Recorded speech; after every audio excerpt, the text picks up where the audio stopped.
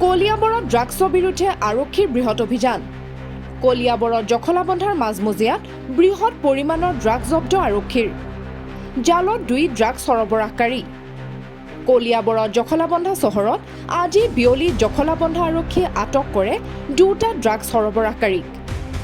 মহম্মদ আলিমুদ্দিন নামৰ ড্ৰাগছ সৰবৰাহকাৰীটোৱে এখন ট্ৰেভেলাৰত যাত্ৰী হিচাপে জখলাবন্ধালৈ কঢ়িয়াই আনিছিল ড্ৰাগছখিনি। ড্ৰাগছ কঢ়িয়াই অনাৰ গোপন খবৰ জখলাবন্ধা আৰক্ষীয়ে লাভ কৰি জখলাবন্ধা চহৰত হাতেলোতে আটক কৰে মহম্মদ আলিমুদ্দিনক। আলিমুদ্দিনে ড্ৰাগছখিনি টমটম চালক নুৰ ইছলাম নামৰ আন এটা সৰবৰাহকাৰীক দিব বিচাৰোতে জখলাবন্ধা আৰক্ষীয়ে আটক কৰে নুৰ ইছলামক।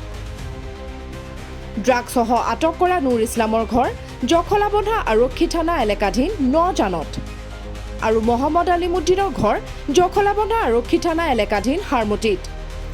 সম্প্ৰতি 2 গভাই ড্ৰাগছ সৰবৰাহকাৰীক জখলাবন্ধা আৰক্ষীয়ে জেৰা অব্যাহত ৰাখিছে। 2জন পাইছোঁ। হয়, ক'ৰ পৰা আহিছিল? এতিয়া আমি সোধপোছ কৰি আছোঁ তেওঁলোকৰ ক'ৰ পৰা কি আহিছে, কিন্তু আমি অলপ আগতে আমি খবৰ পাই পেলাই লগে লগে আমি ধৰিছোঁ। কিন্তু এতিয়ালৈকে ডিটেইলছখিনি পোৱা নাই। সোধপোছৰ পিছতহে গম পোৱা যাব। আৰু আছে নেকি জড়িত? সেইটো সোধপোছৰ পিছতে গম পোৱা যাব। কি নাম তেওঁলোকৰ? এজন আলিমুদ্দিন বুলি জনাইছে। আৰু নুৰ কিবা? নুৰ কোন হয় 2জন? 2জন জখলাবন্ধাৰে।